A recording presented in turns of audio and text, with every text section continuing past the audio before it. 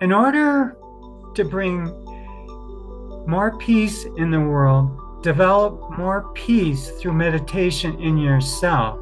A lot of people want to change the world and they want to bring peace in the world and they haven't brought it in themselves. Meditation is a way for you to bring peace into yourself. And when you can bring peace in yourself, then you can bring that peace outward to society and change the world. Jill Lowy has been practicing and teaching meditation for over 30 years. She was initiated into the Kriya Yoga lineage of Paramahansa Yogananda and into the Plum village tradition of Thich Hanh. She also teaches Tai Chi and Qigong, having studied with Master Waysun Liao for many years. She is the author of 10 Ways to Create Good Karma, Practicing the Way of the Ching, and Yoga and the Art of Astral Projection. Her new book coming up is The ABCs of Meditation, available later this year. She has a master's degree in Theology and Psychology.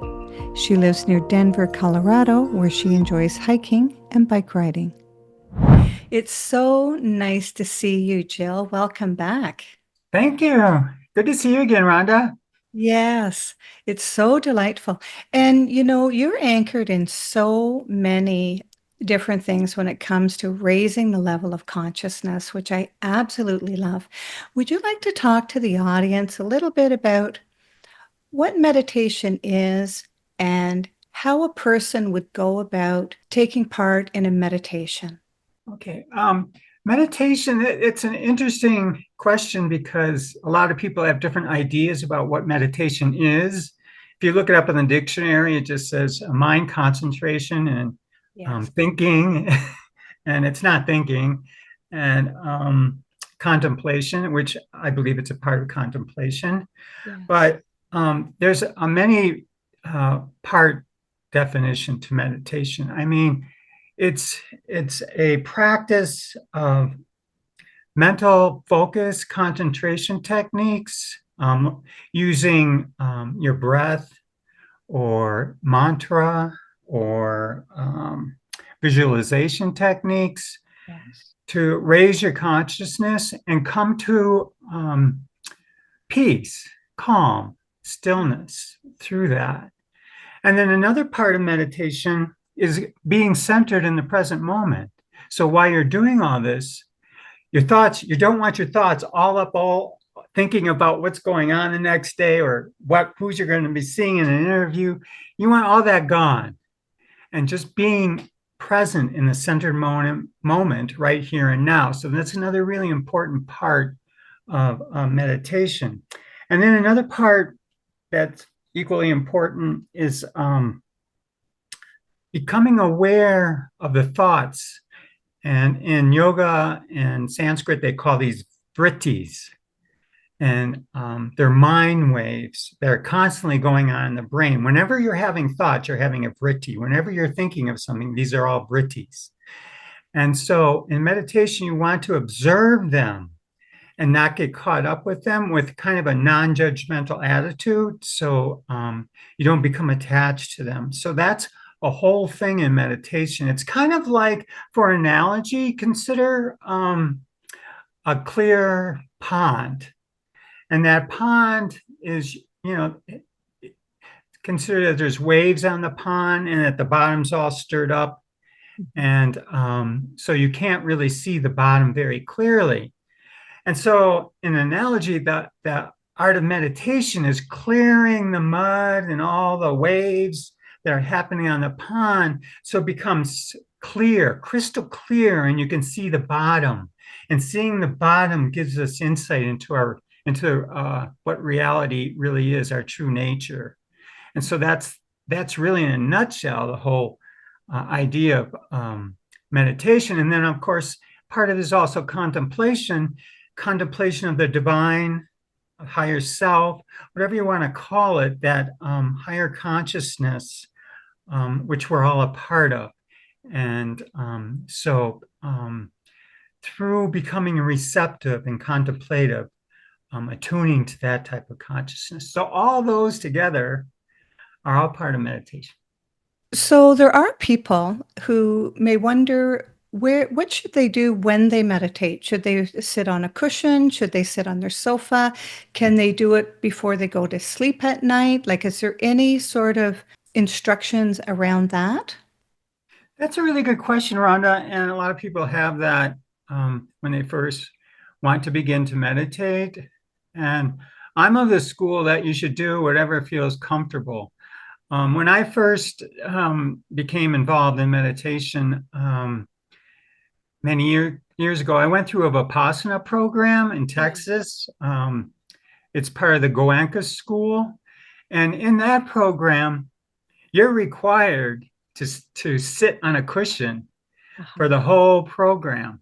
It's kind of funny. When I first went in the program, people told me that you were allowed to sit on a chair because I went with a couple friends. And Uh-huh. I have had a lot of practice meditation, but I was having problems with my lower back. And so at that point, I wanted a little support from a chair. And my friend who I was going with said, "Oh, yeah, they'll let you sit on a chair." So I got there and I'm at the Vipassana Meditation Center in Texas for a week long 10-day retreat, 10 days. And the first thing they do when I get there is they say, could you please give us your cell phone and your keys? And I go, what? And they go, yeah, we'd like to take your cell phone and your keys. And the reason they do this is they don't want you to get up and leave because that program is that difficult. It's 10 days of meditating all day and all night. So it's very intense. And so when I first got there the first day, I said, okay, I'm game for this. And then when I'm there the first day, we're getting started to meditation, and you're allowed to talk to. They assign you to a counselor. So I talked to the counselor and I said, I would prefer to have a chair because I've been having back problems, and right now I think especially for this extreme, meditating all day and night. I mean that's a lot. And so she says, "Do you have a doctor's excuse?" I Sorry, go, she said what? Sorry? she said, "Do you have a doctor's excuse?" Oh. And I said, "No." I didn't expect to come here for that I needed a doctor's excuse. And they said, "Well, I'm afraid we can't allow you to sit in a chair without a doctor's excuse." And I'll tell you, if they wouldn't have took my phone and my keys, I would have left right there. But I decided to tough it out. And so I went through the program sitting on a cushion all day and all night, meditating with you know breaks for breakfast, lunch, and dinner, and then there a 2 hour talk at the end of the day. Really tough retreat, and they required that you sit on a cushion, and I was sitting on a cushion, and I was having so much pain. I mean, my back and my legs, it was like pins and needles sticking in, I mean, intense pain. And I didn't know, but after the second day, I didn't know if I was going to be able to make it through the program. And then on the third day, it was really interesting. While I was sitting in meditation and going through these stabbing, lightning jolts of pain through my legs and my lower back, I just said, I'm going to let go of all my anxieties and worries and just surrender to this whole process. And all of a sudden, it was really amazing. The pain just disappeared. To this day, I cannot believe that happened because I was in such intense pain that you just can't.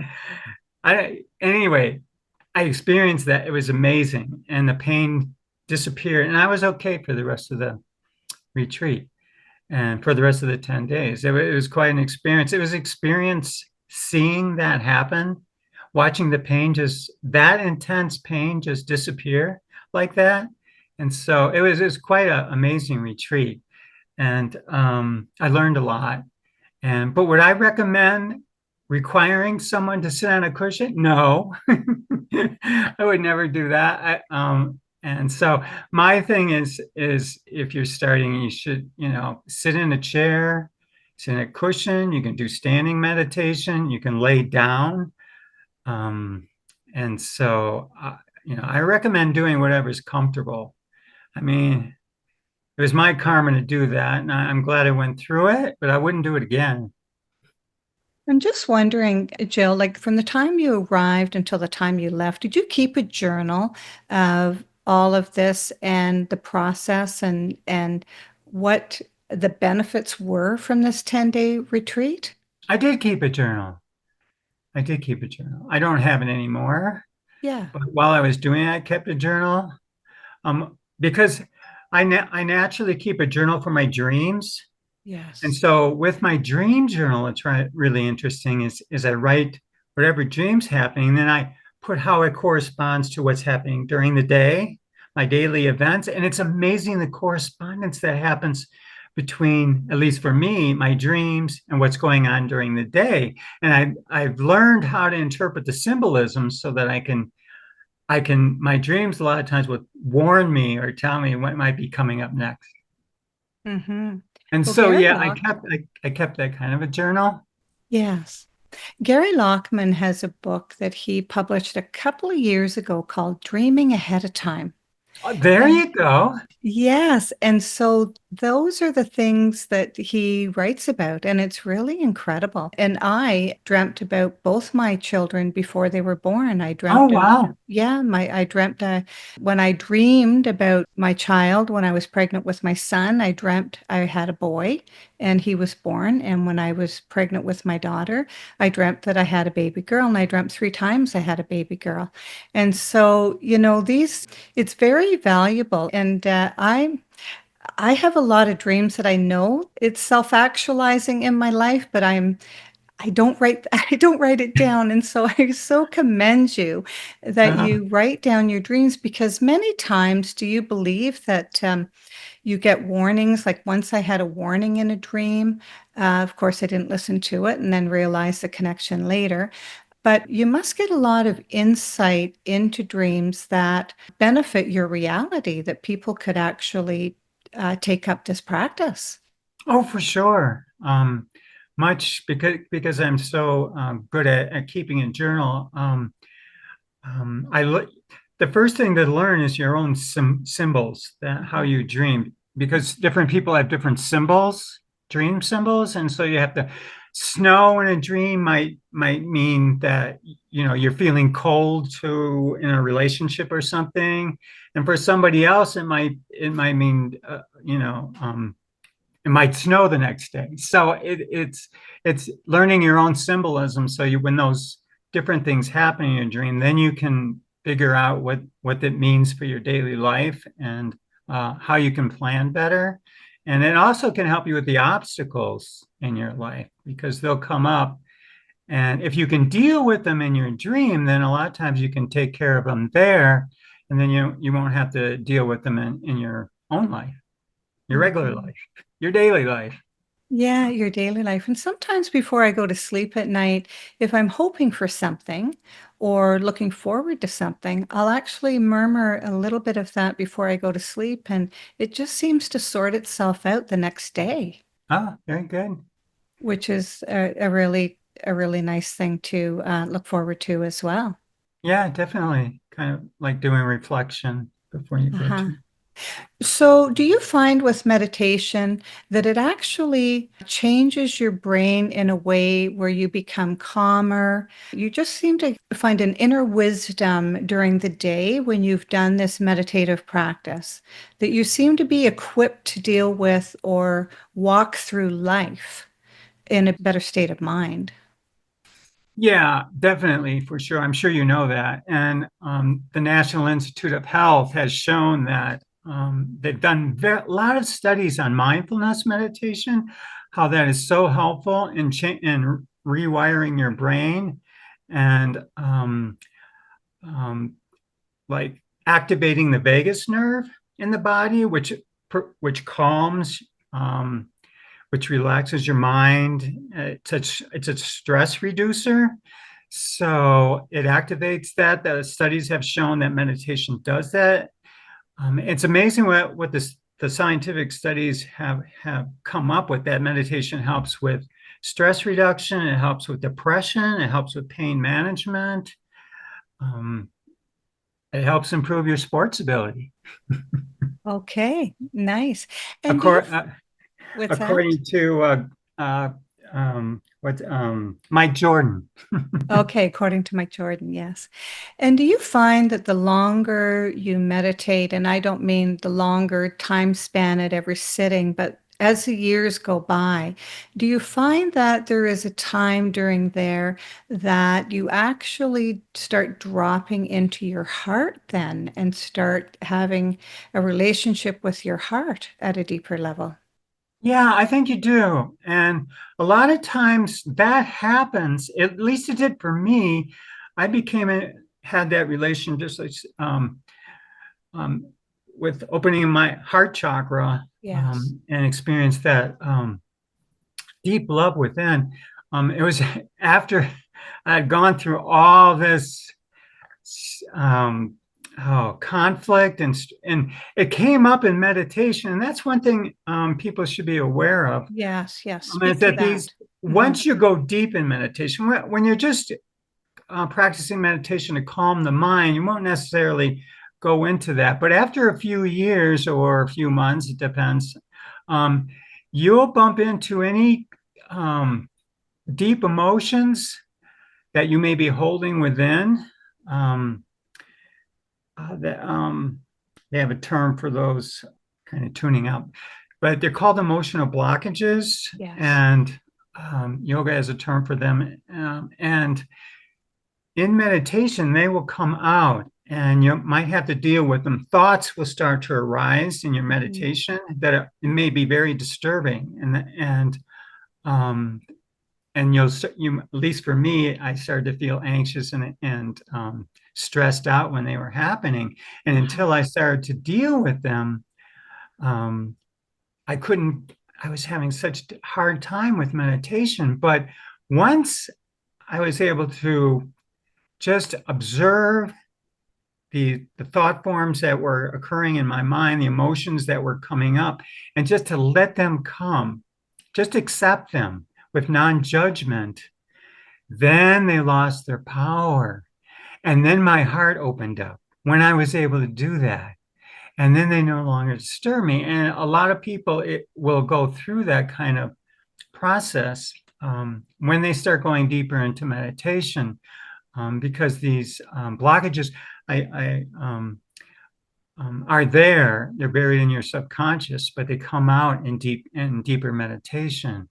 And so that which can be very healing because it liberates you in a lot of different ways. I mean, things that you avoided in your life, you can finally do again. It helps you to grow, to spiritually grow because you're no longer held back by certain thoughts and emotions and feelings that a trauma that might have happened to you when you were younger or any point in your life, something that was that you tend to want to avoid. So meditation is a good way to come to healing with that. And if you're having difficulty, it might help to talk with a teacher or a counselor while you're going through it, but your life will be free from all that pain and suffering that you've been carrying around through a deep meditation practice. Mhm. And does it sort of feel like it's a surrendering that you're doing when you bump up against those types of thoughts? And lots of times it's from your past, right? Yeah, And you it could don't be want to take a past. look at them, but you didn't die when they happened. You're certainly not going to die allowing the surrender of that and the wisdom that's going to come through in the meditation. For sure. True. Hmm. And yeah, and like you said, a lot of it is past trauma that you Yes. don't want didn't want to deal with then and you don't want to deal with now. No. And so, but I had to deal with it. If I wanted to go move forward in Yes. meditation and just in my life in general to grow spiritually, I had to deal with those blocked emotions and those that blocked pain that I was holding. onto. And when it would come up in meditation, it would scare the crap out of me. And it takes a lot of courage, but you're right, it won't kill you, but it will scare you. Uh-huh. And so, but if you sit there and face it, it loses all of its power. It's really fascinating. As long as you're afraid of it, as long as you run from it, then it'll chase right after you. It So gains momentum, it right? gains momentum Yeah. because you're putting energy into it. Yes, You're and trying not the so right hard to kind. avoid it. You're trying so hard. You're putting negative energy.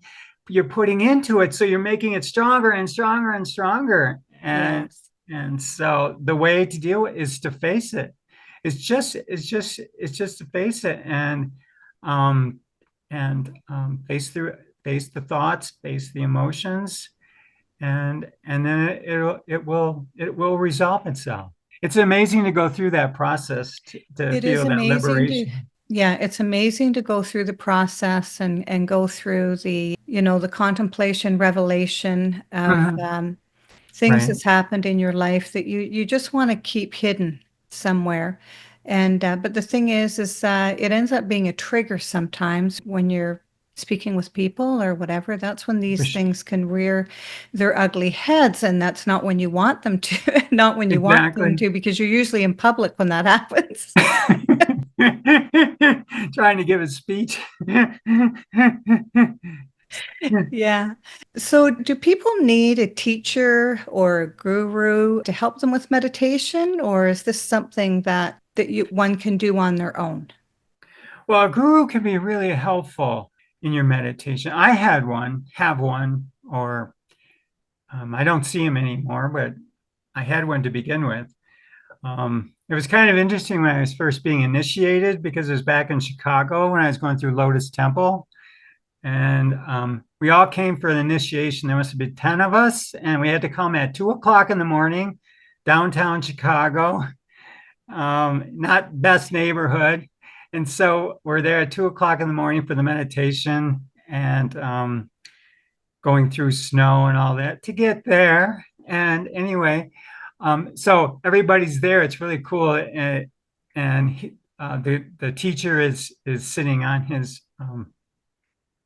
his cushion in the front, and you go up in front. Each one of us had to go separately up in front of the teacher for the initiation.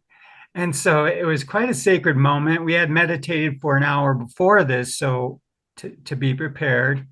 And so I go up to sit in front of the teacher, the guru, and he's giving me a rope that with 3 knots on it that um, symbolizes my commitment to being on the path, physically, emotionally, and mentally and spiritually. And then what was really interesting, he whispered something in everybody's ear. And nobody really said what they whispered, but I'll say what he whispered in my ear. He said, "You have a big ego." And it's so strange because, you're there and you're expecting some profound wisdom, for him to say. And he goes, "You have a big ego." And it just about floored me. I mean, it was true at the time, I admit it, but it just floored me because it was not what I expected. But that's when you can tell you got a true teacher, because he's not there to suck up to you or to he's there to tell it like it is. And Mhm.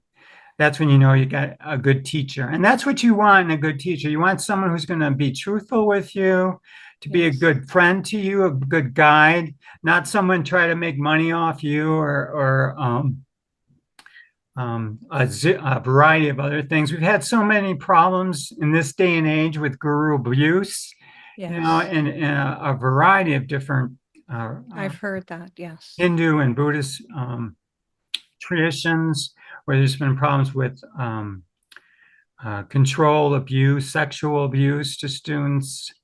Um, when they're when they have that much power, I mean, people will do things that they wouldn't normally do. So it's just important to to keep your common sense with a teacher.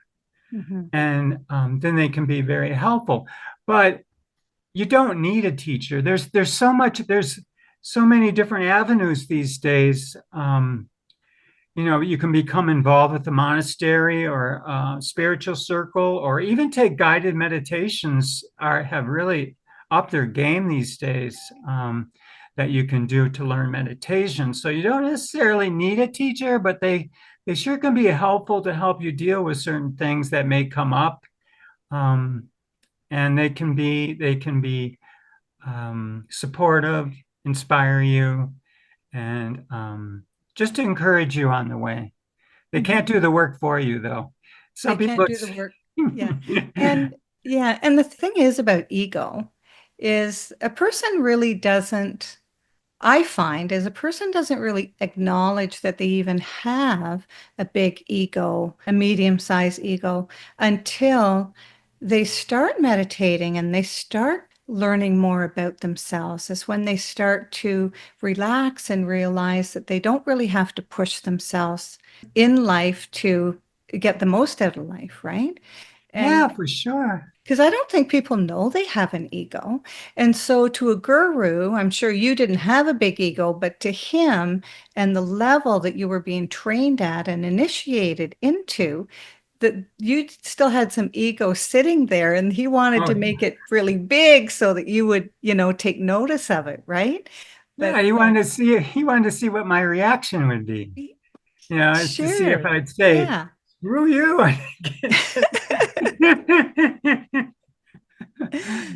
No, you're right. I mean, meditation is about self-knowledge. Know Yes. thyself at the temple of Apollo.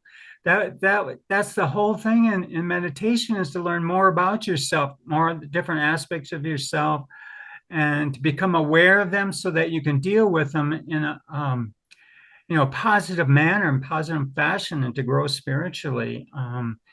And so that's really important. And knowing, you know, um, Hmm. various aspects. So many people identify themselves with just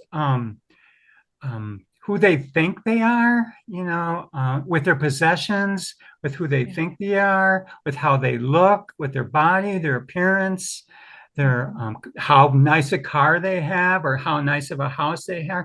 This is how they identify themselves with that. Yes. And so meditation, when you go deep, takes away all of that.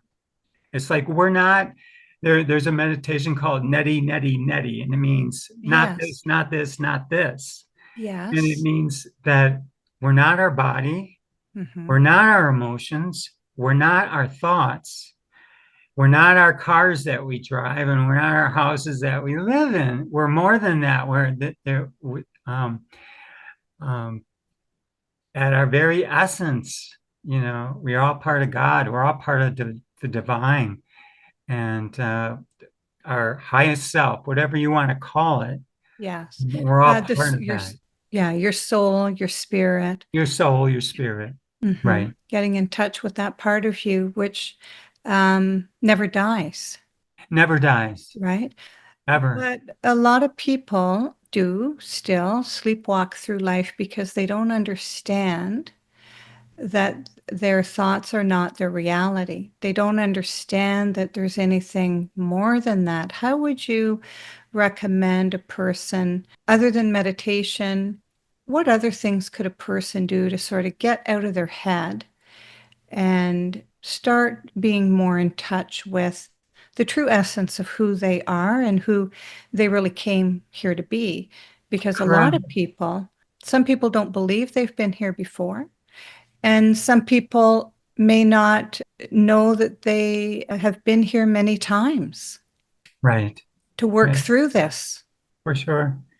Yeah, not everybody believes that. I mean, most of the um, most of the people in our society, I would say, most of the Christians believe in an afterlife, but um, they don't believe in reincarnation. So it's, different people have different thoughts on this. But one of the ways that, like you asked, to get out of your head, that's a really good Aha. point, because people get caught with their thoughts, and their thoughts can drive them crazy, and they can spin around and around with all kinds of thoughts about what may happen in the future, what's happened in the past, you know, am I going to get that raise at work, a zillion different thoughts that we get caught up. One of the ways to get out of that is to get more in touch. In meditation is a breathing meditation is one way to do that. Yes. Getting in touch with your breathing. There's a lot of different breathing techniques that you can do. Counting the breath is a very easy method taught by some Buddhist monks and also by different meditation schools. Also coming back to the body. That's what Thich Nhat Hanh would say is to get out of your head, come back to the body. And what he means by coming back to the body is when you focus on what's happening in your body awareness in terms, then it gets you out of your head, focusing on the sensations that are occurring in your body, because it also brings you into the present moment. When you're focusing on what's happening in the body, what sensations that you're feeling, touch, smell, sight, all that. By focusing on those, it can get you out of your head and paying attention to your breathing.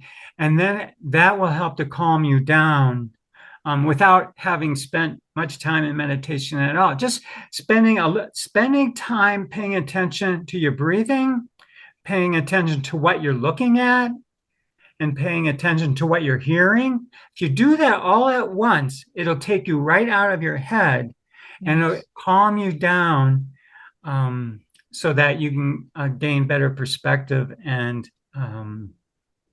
become more aware, more centered, and more patient to deal with whatever you have to deal with. Yeah, and I think it is about becoming more aware because I know myself that I tend to shallow breathe. Mm-hmm. I'm working all day, I'm doing a lot of things, I'm not thinking about breathing, I'm thinking about what I'm doing. And then every once in a while during the day, I'll sit down and I'll just breathe down into my belly and Right. then out. And Right. sometimes if I breathe into my lungs, it's been so long since I breathed into my lungs, it actually hurts if I expand my lungs. And that's a good indication that you need to be exercising your lungs more. Right. Right. Definitely do some deeper breathing.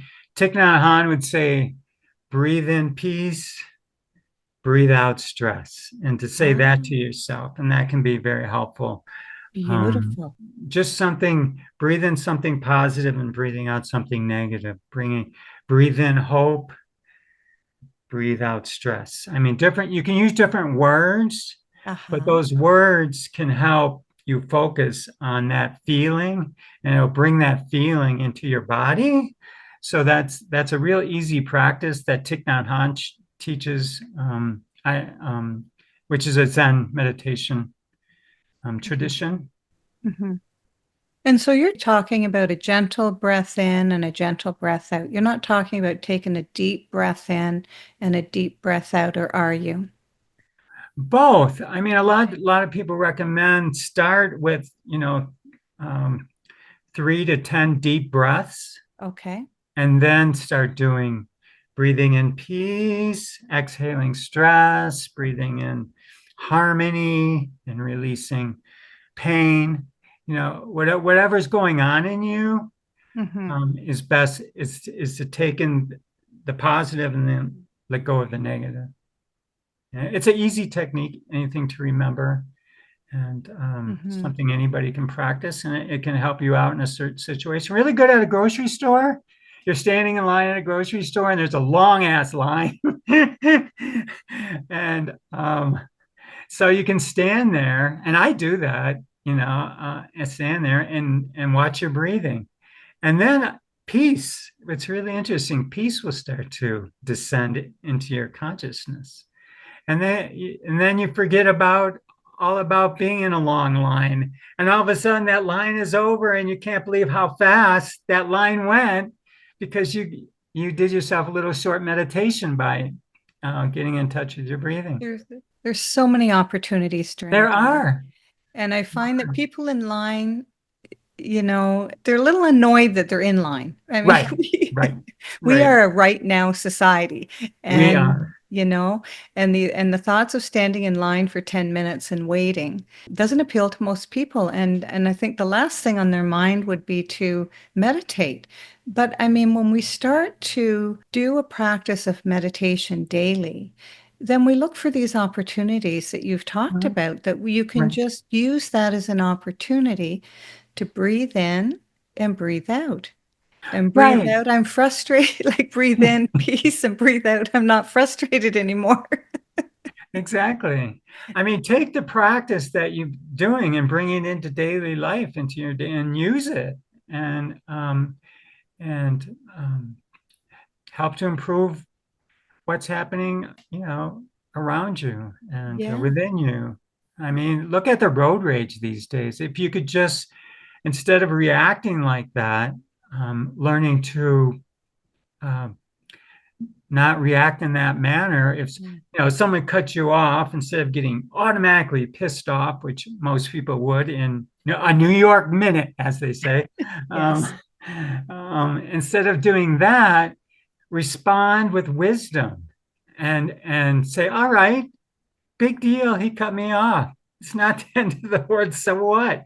Maybe that person's having a bad day. You know what you can do if you really want to improve yourself in that moment? Just imagine that person is your mother. Just imagine that person is a person you love and just did that to you. You wouldn't react that way as you might if it was someone you didn't know. It's really effective. I have tried that and it works really well. And so I highly recommend that. Whenever somebody really pisses you off, just pretend that that's your mother you're talking to.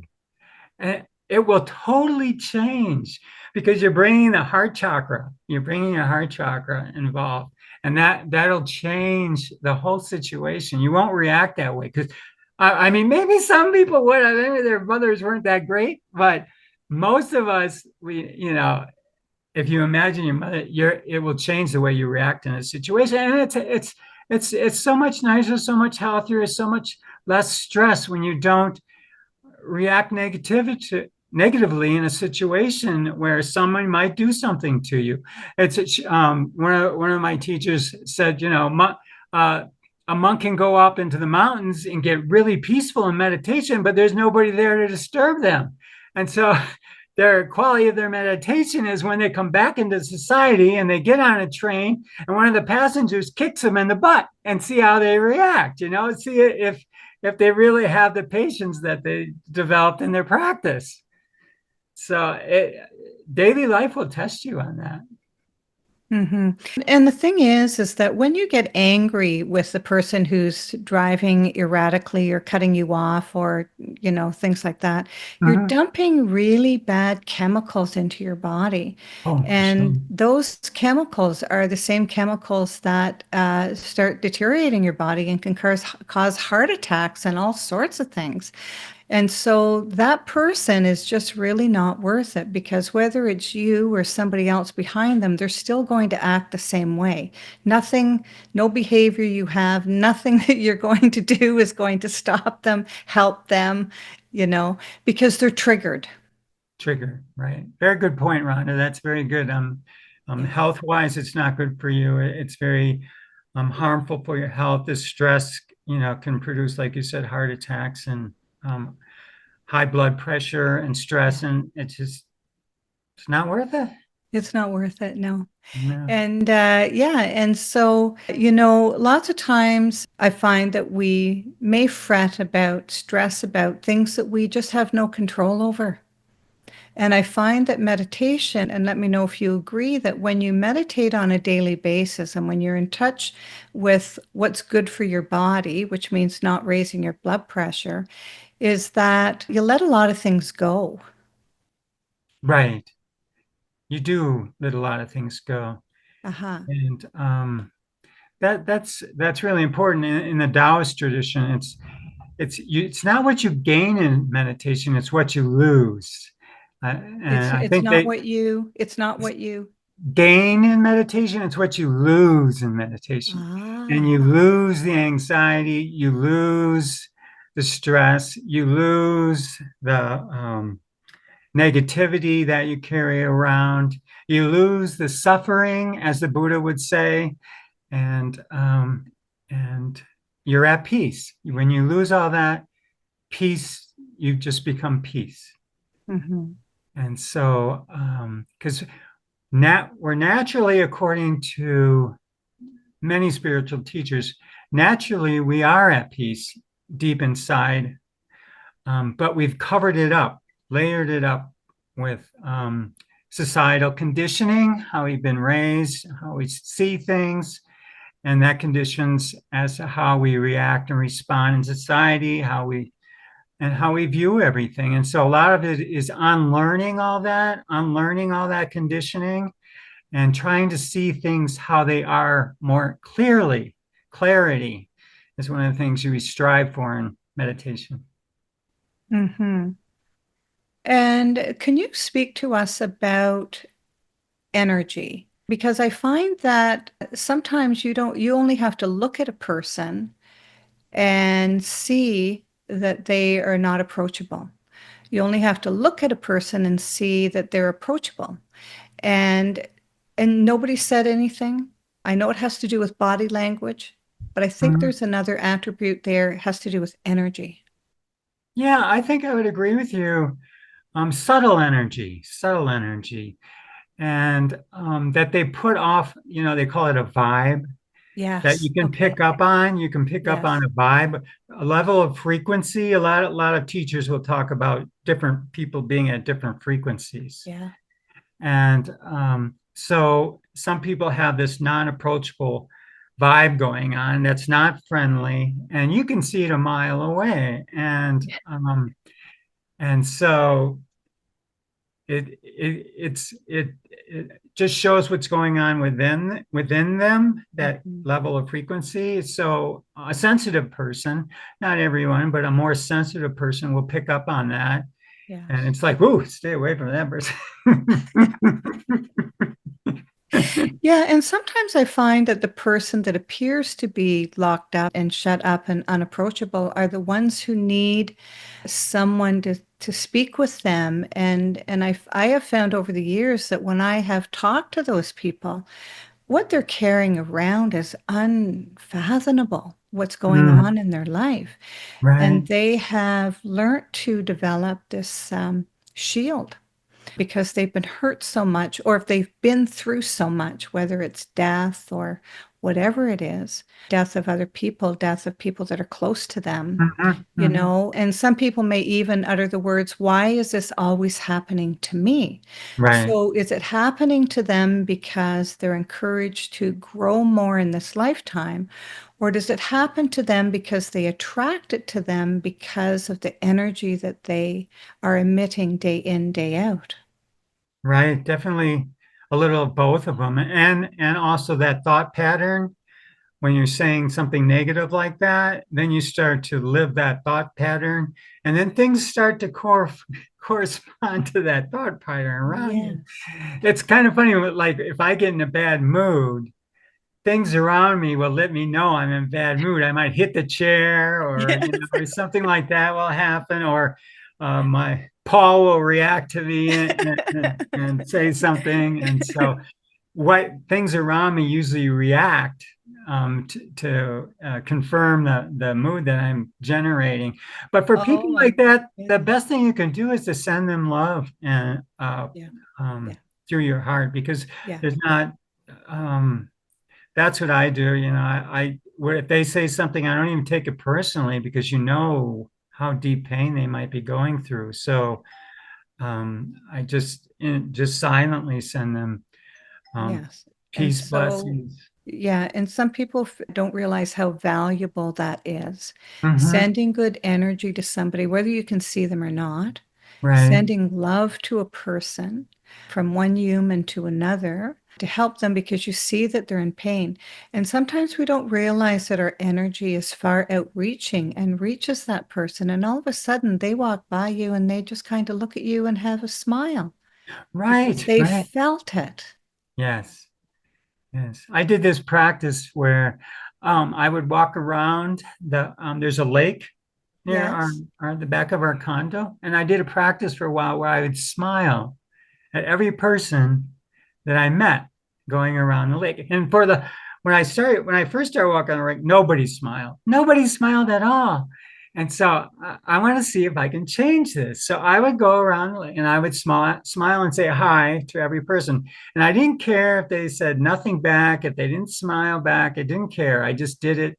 And lo and behold, I would say after a week or so, signs started to have people would smile back at me. It was so cool. And people would say hello, and it started to become very friendly around that, walking around that lake. It was pretty cool. It was a neat experience. So it's something I encourage other people to try. If someone's having a really bad day, send them a little love, a little peace, say hello, say hi and mean it, and don't expect anything in return. Just Mhm. to give it out of your heart, and we can change reality that way. And people don't feel that they can. They don't know that they can.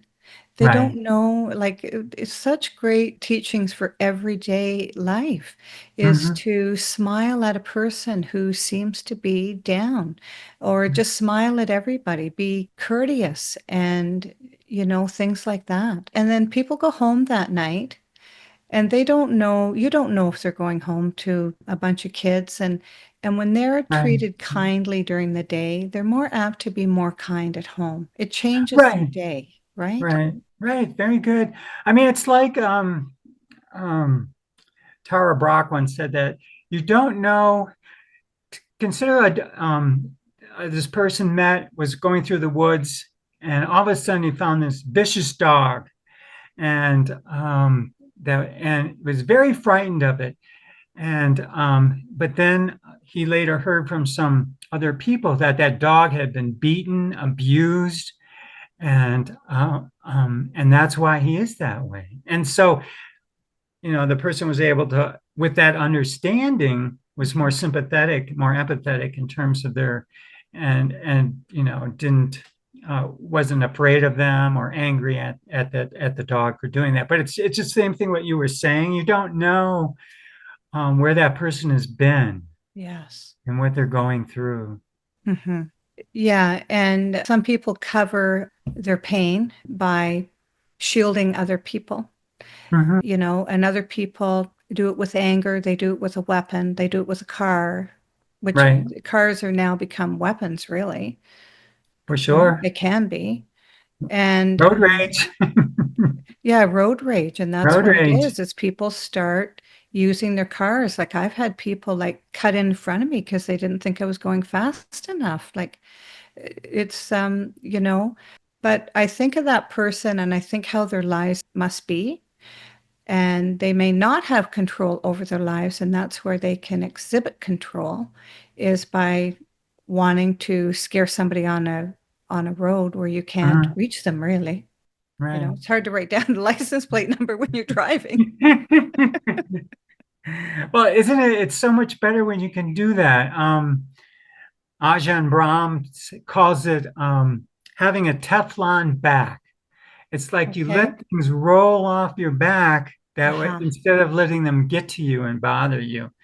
And it's so much more healthier. So, like you said, when someone comes in and insults you or cuts you off in traffic, if you can just let that roll, have a Teflon back, let that roll off your back, how Yeah. much better you feel instead of taking that and let that make you angry.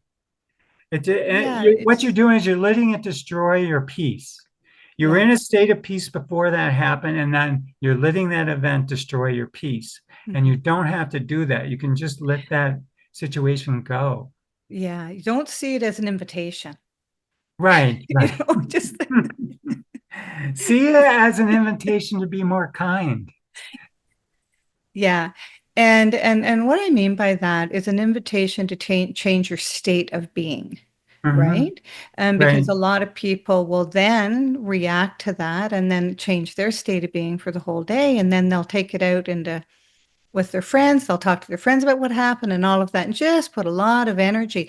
And I don't know, but the field of morphogenics, I mean, it just seems to get bigger and bigger sometimes because you Right. give it so Right. much attention.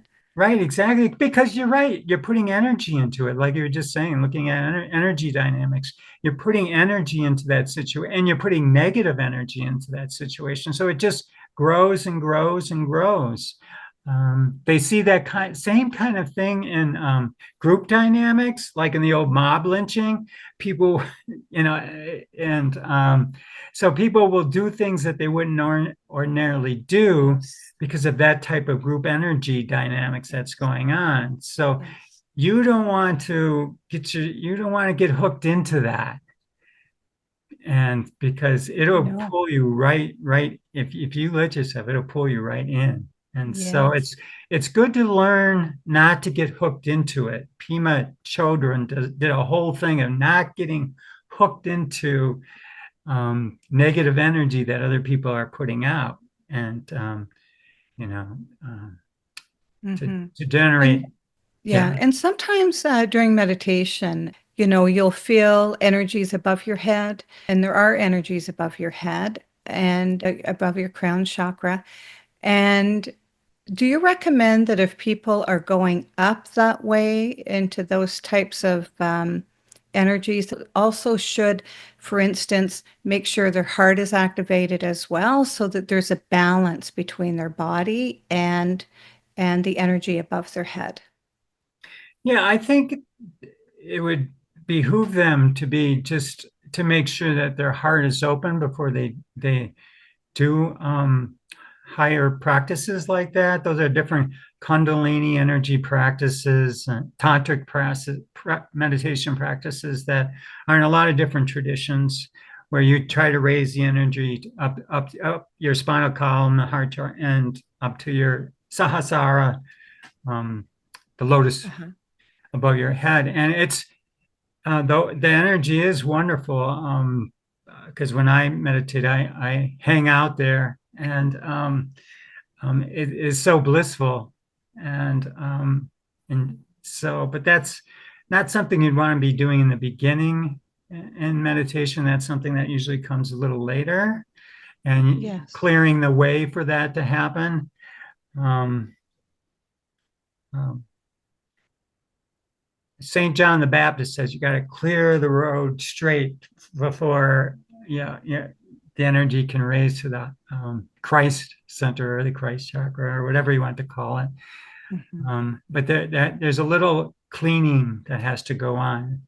And if you can, one of the ways that you say though is if you can open up your heart, that can take care of a lot of problems Mhm. and within yourself and for other people.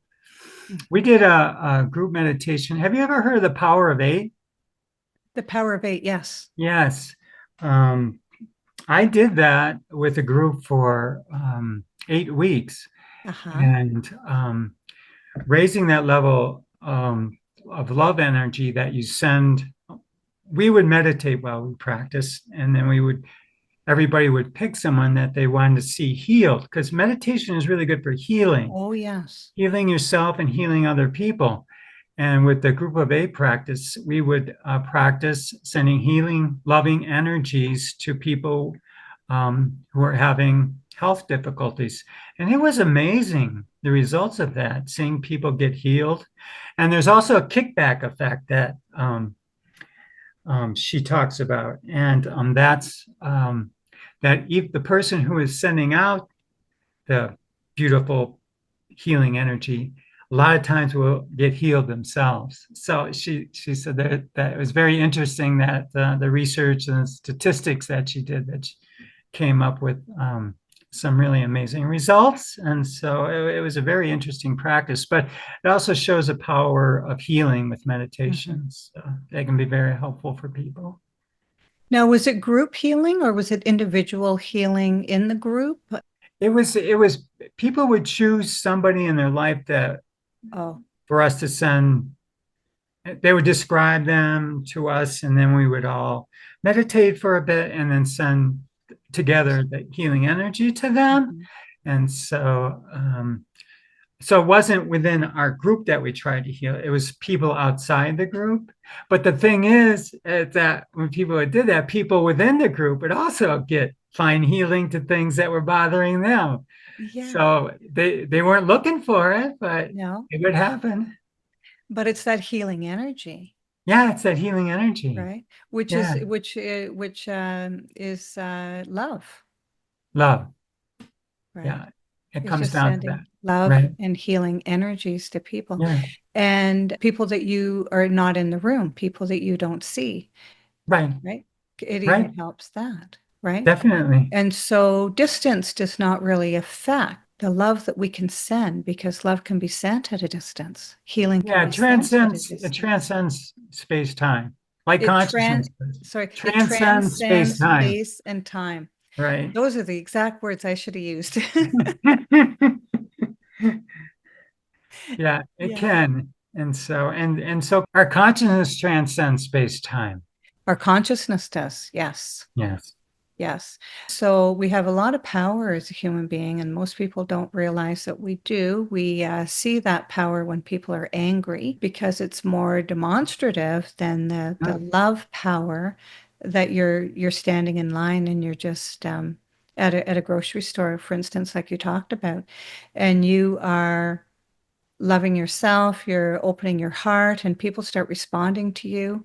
And that is a gentle sort of loving. And sometimes people don't know where it's coming from, but they know it's Sure. coming from somewhere.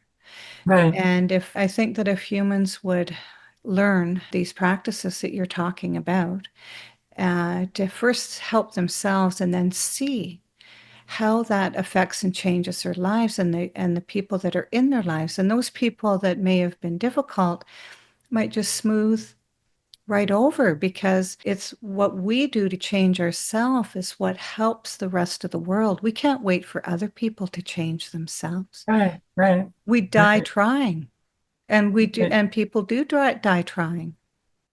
exactly.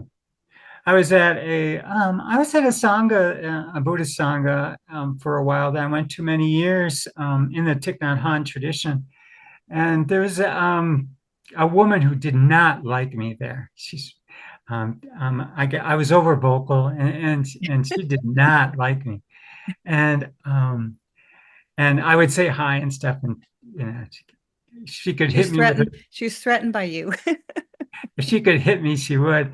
And so I Oh, decided, I decided I was going to try an experiment, and I practiced sending her love and peace every time I saw her, and even at home, whenever I thought of her, I would just send her love and peace.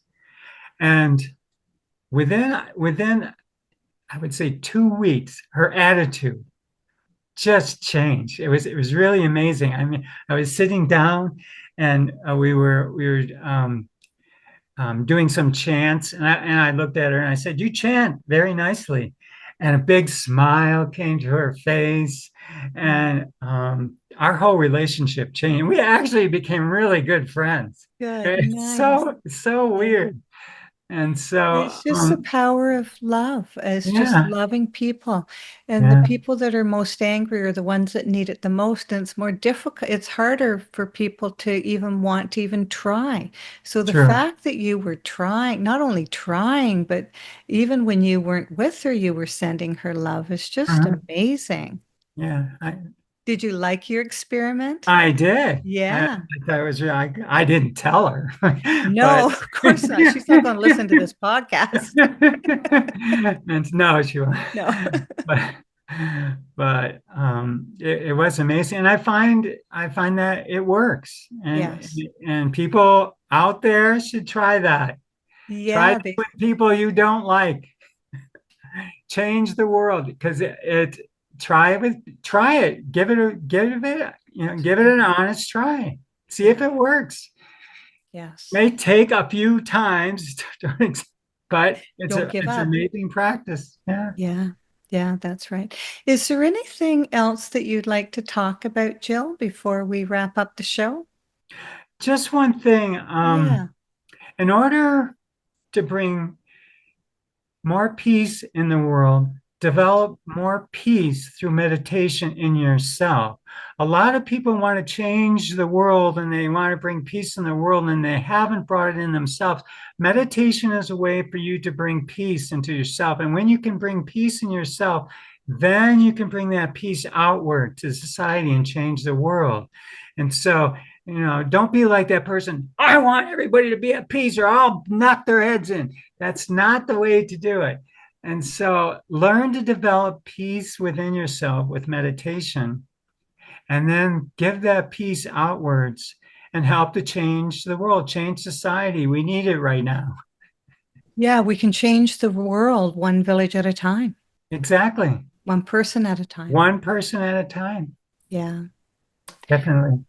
Thank you so much for joining me and sharing your wisdom. It's amazing the wisdom that you have, and you spent your whole life from the time you left college, basically. You spent your whole life in search for your own answers, and then have taken that healing out and healed others. And so I'm really pleased that you have joined me, and I just love being in your company. I love being in your energy. You, Rhonda. Thank you. Thank you for listening and being part of the journey with Nature of Consciousness, your host, Rhonda Grant. Theme song is composed and performed by John Park Wheeler.